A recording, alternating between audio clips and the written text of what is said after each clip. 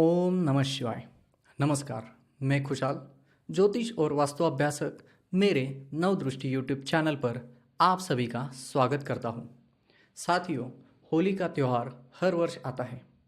आपने भी बचपन से अभी तक देखा और मनाया होगा। वैसे अमरूम, प्योर, सोल्ट आदि जैसे उत्तर समुद्र में जर्मन बेट है। वहाँ पर हमारे भारत से भी ऊंची ऊंची होलियाँ रचाई जाती हैं और बीकन नाम से उत्सव मनाया जाता है।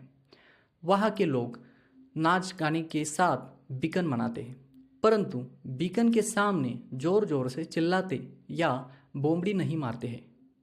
लेकिन हमारे देश में बच्चे या युवा पेड़ की टहनियाँ, गोबर के उपले कहीं से चुरा कर ले आते हैं या फिर कहीं से खरीद लेते हैं।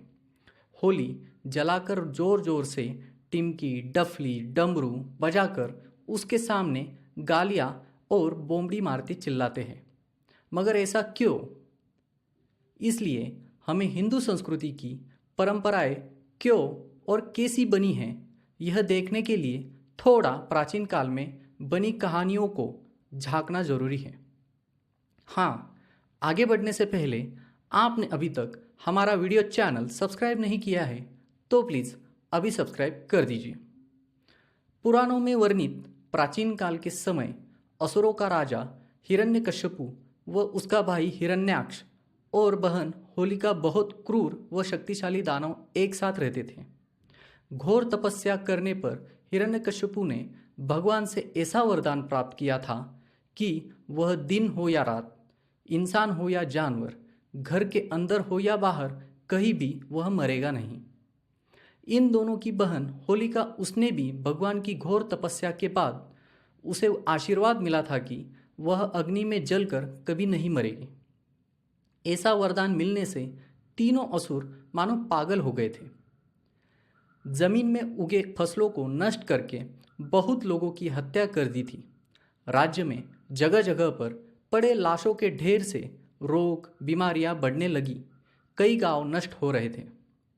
हिरण्यकश्यपु का पुत्र प्रहलाद छोटा था, भगवान विष्णु का बड़ा भक्त था। हिरण्यकश्यपु राक्षसों का राजा था और देवताओं से बहुत क्रोधित था। वह चाहता था कि प्रहलाद विष्णु की भक्ति पूजा छोड़ और उसकी भक्ति पूजा करे, पर प्रहलाद ने ऐसा करने से मना कर दिया। हिरण्यकश्यप की यह कोशिश विफल रही। ऐसी अनेकों कोशिशें नाकाम होने से गुस्से से लाल हुए हिरण्यकश्यपु ने प्रहलाद को जान से मार डालने का फैसला कर दिया। उसने प्रहलाद को उबलते हुए तेल की कढ़ाई में डाल दिया, लेकिन प्रहलाद को कुछ भी नहीं हुआ, बल्कि वह बिल्कुल सही सलामत था, क्योंकि विष्णु भगवान उसे हर समय बचाते थे। भगवान की किसी भी तपस्वी को वरदान देते हैं, परंतु वरदान का इस्तेमाल तपस्वी द्वारा अनैतिक रूप में परावर्तित होता है तो उसका अंत भी वरदान देते समय तय किया जाता है। फिर एक दिन होलिका ने प्रहलाद को अपनी गोद में बिठाकर चारों ओर पेड़ की टहनियाँ रचाई और अपनी मायावी शक्ति से अग्नि प्रज्वलित कर दी। कुछ समय बाद लकड़ियाँ बुझने पर सभी लोगों ने सोचा प्रहलाद मर गया होगा, लेकिन जलती आग में होलिका मर गई थी। भक्त प्रहलाद पहले से ज्यादा तेजस्वी रूप लेकर बाहर आ गए। त्रेता युग में भगवान श्री राम के वंशज रघु पृथ्वी के राजा थे। राज्य में माली नाम के राक्षस की बेटी धुंडी मायावी राक्षसी रहती थी। उसने भगवान शिव की घोर तपस्या करके भगवान भोलेनाथ से ग्रीष्म ऋतु, वर्षा ऋतु या शीत ऋतु में किसी भी देवता या शस्त्र से मारे न जाने का वरदान प्राप्त कर लिया था। लेकिन भगवान भोलेनाथ ने मायावी धुंडी को वरदान देते हुए कहा कि जहाँ बच्चों का झुंड शोरगुल हुड़दंग होगा, वहाँ तुम्हारी तंत्र शक्ति काम नहीं करेगी। प्राप्त वरदान से धुंडी अमर तो हो गई थी, लेकिन जब उसे एहसास हुआ कि बच्चों से उसे खतरा है तो उसने नवजात शिशुओं को खाना शुरू कर दिया। इस कांड से भयभीत हुई जनता जोर जोरों से चिल्लाने लगी और बोमड़ी मारते मारते अपने राजा के पास न्याय मांगने पहुंची। राजा रघु ने ऋषि गुरु वशिष्ठ से परामर्श कर इस समस्या का समाधान पूछा और कहा, गुरुदेव, इस अत्याचारों का शीघ्र निवारण के लिए कुछ उपाय बता दो। गुरु वशिष्ठ कुछ समय स्तब्ध होकर ध्यानस्थ बैठते हैं। राजा रघु से वचन मांगते हुए कहा, मैं जो कुछ बता रहा हूँ उसका पालन संपूर्ण पृथ्वी में होना चाहिए। राजा रघु ने गुरु के चरण छूते हुए कहा, मैं वचन देता हूँ गुरु, आपके बताए हुए एक एक शब्दों का मैं पालन करूँगा। आगे ऋषि वशिष्ठ कहते हैं, तारकासुर राक्षस ने ब्रह्मदेव की तपस्या कर वरदान प्राप्त किया था, पर भगवान ब्रह्मदेव ने वरदान देते समय उसे कहा कि महादेव के पुत्र द्वारा तेरा वध होगा। महादेव उस समय अविवाहित थे और अपनी तपश्चर्या में मग्न हुए थे। मग्न हुए महादेव जी को तपश्चर्या से हटाना बहुत जरूरी था, क्योंकि तारकासुर का स्त्रियों और बच्चों पर अति अत्याचार और हत्याएं कर रहा था। उससे राज्य में गंदगी फैलने लगी, रोगों से गांव नष्ट होने लगे, प्रजा त्रस्त होकर घबरा गई थी। ऐसे कठिन समय में भगवान इंद्रदेव ने महादेव की तपश्चर्या भंग करने के लिए जिम्मेदारी कामदेव को सौंपी। कामदेव को मदन भी कहते हैं।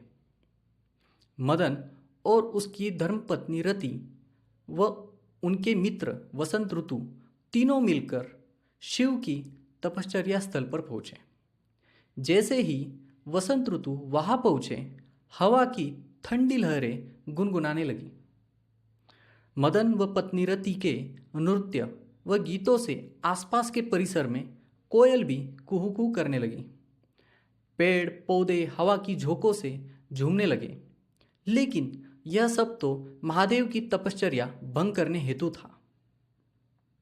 पर इसका कोई परिणाम नहीं हुआ। फिर कामदेव ने भगवान शिव के ऊपर फूलों की बरसात कर दी।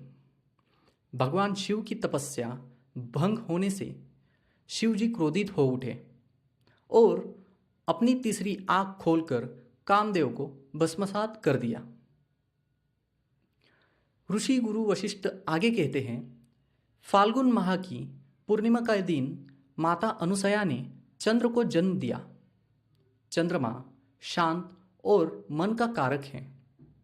माता आदिति ने भी इस दिन आदित्य को जन्म दिया है।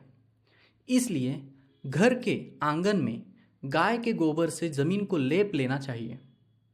बाद में संध्या समय उस जमीन को गोमूत्र से पवित्र करके बीच में छोटा गड्ढा कर लेपन की हुई जमीन पर महिलाएं रंगोली बनाएं। उस गड्ढे में केले के पेड़ की टहनी खड़ी करें। उसमें विष्णुवास रहता है। महिलाएं उस खड़ी टहनी को हल्दी, कुमकुम, अक्षत, फूल, गेहूं, नारियल अर्पित कर कपूर, धूप बत्ती जलाकर देसी घी का दिया जलाएं, क्योंकि महिलाएं माता लक्ष्मी का रूप होती हैं। फिर उसे चारों ओर औषधि पेड़ों की टहनी जैसे एरण, कड़नीम आदि लगाए और गोबरी से चारों ओर रच दे। होलिका एक मायावी दानव थी जो अग्नि में जलकर नष्ट हो गई थी। इसलिए आंगन में रची टहनियाँ और गोबरी के सामने श्री होलिकाय नमः इस मंत्र का जप करें और पानी डालते डालते होली को प्रदक्षिणा लगाए और पुरुष शंखनाद करे।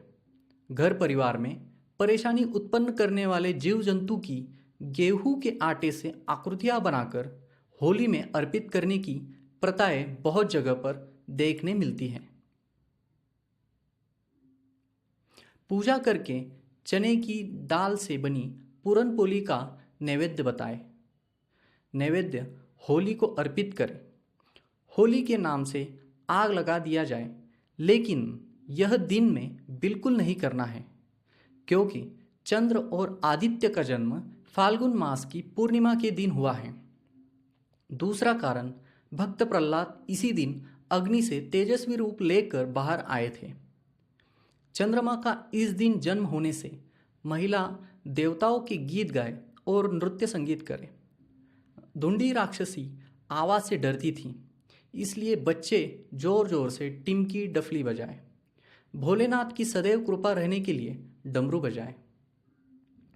ऋषि वशिष्ठ आगे कहते हैं, दूसरे दिन फाल्गुन वद्य प्रतिपदा की सुबह होली शांत होने पर उसका भस्म माथे पर लगाए और पूजा करते समय वंदितासी सुरेंद्रन ब्रह्मणा शंकरेच अस्तवा पाहिनो देवी भूते भूति प्रदा भव।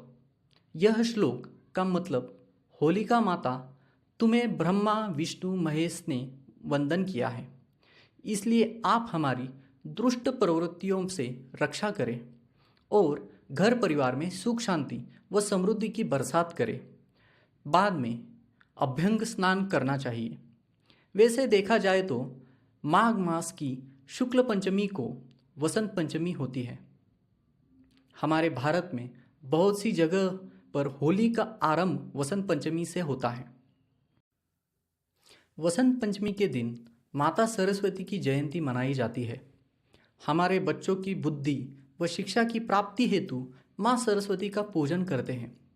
इसके अलावा कामदेव, जिन्हें मदन भी कहते हैं, मदन वसंत ऋतु का ही रूप है, और पत्नी रति, ये दोनों की पूजा घर परिवार में सुख शांति बनी रहने के लिए करते हैं। वसंतोत्सवारंभ के दिन अभ्यंग स्नान कर महिलाएं देवी माता की गीत नृत्य संगीत करें। आपको ध्यान रहे कि होलिका पूर्णिमा और धूलिवंदन दोनों के दिन लगातार होने के कारण कोई भी शुभ कार्य करना उचित नहीं है। फाल्गुन वद्य पंचमी से ग्रीष्म ऋतु की शुरुआत होती है। प्राचीन समय में रंग पंचमी का त्योहार पेड़ पौधों के पत्तों और फूलों के स्वनिर्मित रंग बनाकर लोग एक दूसरे के शरीर पर हल्दी, गुलाल आदि लगाकर मनाया जाता था। इसमें प्राकृतिक रंगों का उपयोग किया जाता था, जिससे शरीर में किसी भी प्रकार की बीमारी की समस्या नहीं होती थी। रंग पंचमी का त्यौहार इस समय करने पर ऋतुओं से जुड़ा विद्यकीय महत्व भी है। लड़कियों की शादी के बाद पूरे वर्ष में मनाए जाने वाले त्योहारों में रंग पंचमी उत्सव भी आता है। फाल्गुन वद्य पंचमी के दिन घर परिवार में सुख समृद्धि और शांति के लिए शीतला माता की विधिवत पूजा करें। इस तरह होली का त्यौहार 7 दिनों तक मनाया जाएगा। इसी तरह राजा पृथु ने ऋषि वशिष्ठ आदेश का पालन करते हुए पौराणिक होली त्यौहार की परंपरा चली आ रही है। आजकल बहुत जगहों पर देखने में आता है कि युवा पीढ़ी पाश्चात्य संस्कृति का अनुकरण उनकी अपनी जीवनचर्या में करते हैं, जैसे 31 दिसंबर, बर्थडे पार्टी या फिर पिज्ज़ा, बर्गर जैसा जंक फूड खाने में अधिक रुचि रखते हैं। हमारे परंपरागत त्योहारों के दिन घरों में जैसा मौसम वैसे शरीर के लिए पौष्टिक प्रसाद स्वरूप रसोई बनती है। मैं सभी से विनम्र निवेदन करता हूँ, त्योहार के दिनों में पारंपरिक भोजन पकाएं और बच्चों को खिलाएं। इसका महत्व उन्हें सिखाएं ताकि उनके स्वास्थ्य पर असर न पड़े। होली का त्यौहार पारंपरिक प्रथानुसार अग्नि पूजन, धार्मिक, सामाजिक और वैज्ञानिक महत्वपूर्ण युक्त ऐसा उत्सव है। इसका उद्देश्य व्यंग्यात्मक होना नहीं है, यह हमेशा याद रखना जरूरी है। आपको हमारा यह वीडियो अच्छा लगता है तो प्लीज़ शेयर करो, लाइक करो और सब्सक्राइब करो। हमारे चैनल के आने वाले नए वीडियो का नोटिफिकेशन पाने के लिए आइकॉन बेल को क्लिक करें। शिवम कल्याण।